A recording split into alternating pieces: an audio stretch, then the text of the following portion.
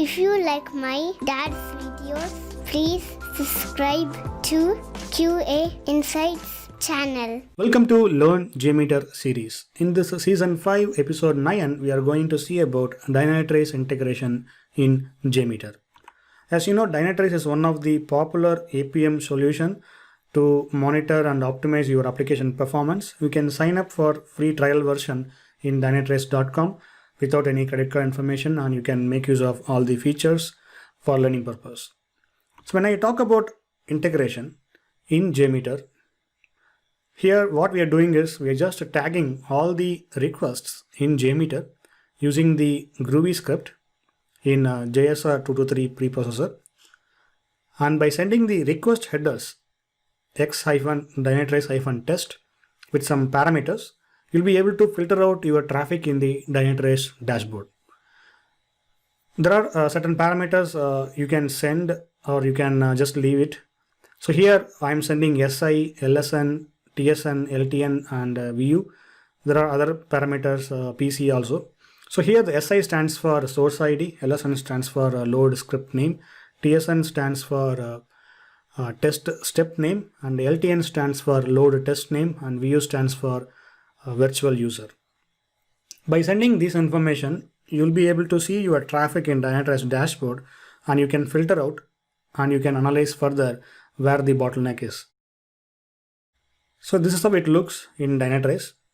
Whenever you go to application and services page, and you can see the request attributes, TSN, SI and LSN here, and then you can just drill down to the pure paths and you can see the performance. So before the particular request attributes, what you have to do is we have to configure the attributes. So which attributes you want to filter out. You have to mention the some of the rules in the settings, and you can see the traffic information in the Dynatrace dashboard. Now let us go to the quick demo in JMeter and also in Dynatrace, and we'll see how we can integrate the JMeter traffic in Dynatrace. So this is my simple JMeter script with 3 transactions. Basically it's 3 requests. One is using the localhost 7000, just launching the sample application, and it is sending some user command.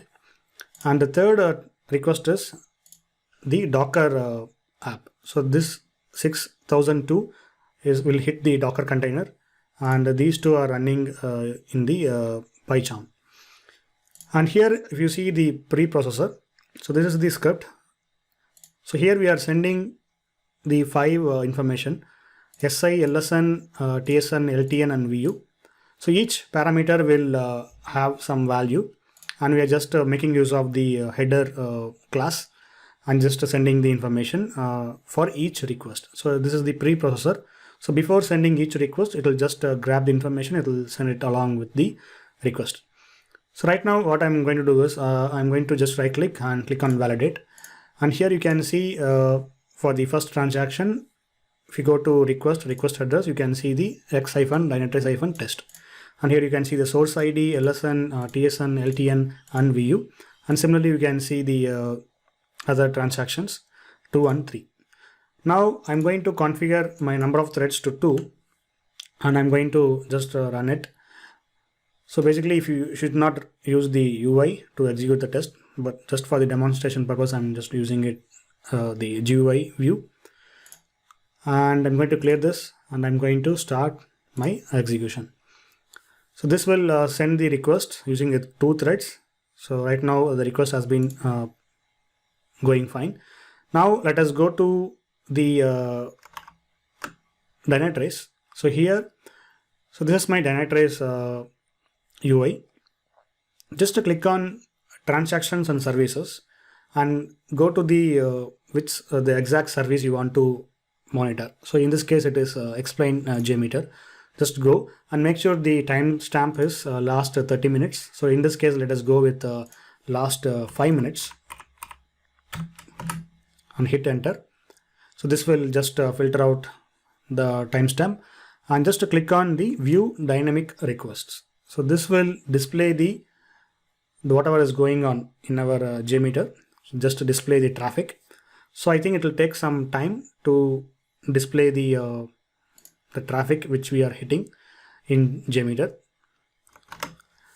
And if you just scroll down, what you can see is under two top requests, there is a tab called request attributes. So here you can see your attributes TSN, SI and LSN.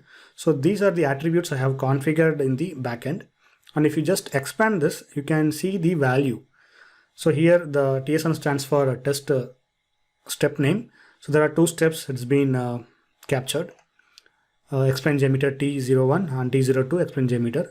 And if you go to this, click on this three dots and you can click on the pure parts. So this will drill down into these test step name, and then you can see the traffic information. And similarly, if you go back and you can filter out based on the SI source ID and also the load script name. So this is my Dynatrace-tagging.jmx file, and the source is coming from JMeter 5.4, and these are the test step names. And as you see, you are seeing a lot of traffic information here. And if you just hit refresh,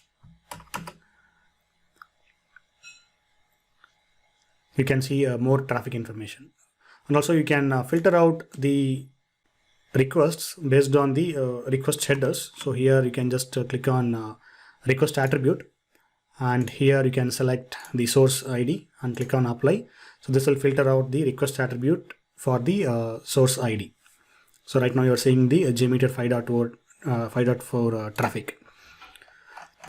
So how Dynatrace is capturing this information? So that is the important thing to understand here.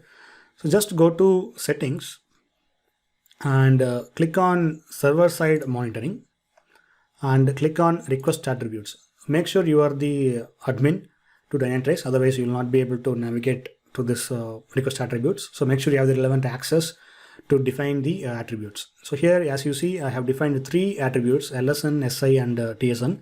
And if you click on this SI edit and click on the capture HTTP request header, here the edit button, and here if you just click on further restrict process captured parameters, here you can see the how we are processing the requests. So basically what we are doing is we are telling Dynatrace, so capture this Dynatrace-test and just process the SI and end with semicolon.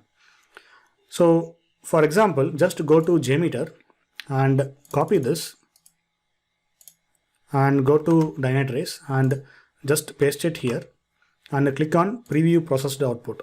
So now what will happen is it will just process the information only for the SI, and it will capture, it will extract this information and then it will make use of in the Dynatrace. So this is how it just extracts the information from the request header, and then it will display it in your transactions and services. So if you go to transactional services, if you go to your view dynamic requests, and if you go to request attributes, and here you can see all the tags. So if you want to drill down based on the tagging information, you can do that. So in this case, again, let us go with JMeter 5.4. Click on this three dots and go to pure parts. You can see all the traffic which has the source ID JMeter 5.4. So this is how you will segregate the traffic information. Suppose there are multiple tests are going on, but I want to filter out only for my test. Then you can do the tagging and you can filter out your traffic information. So this is how you integrate your JMeter traffic in Dynatrace so that you can filter out and so that you can drill down, you can analyze and find the bottlenecks. So that's it guys on my side. If you have any questions, please let me know in the comments. And thanks for watching. Have a good day. If you like my dad's videos, please subscribe to QA Insights channel.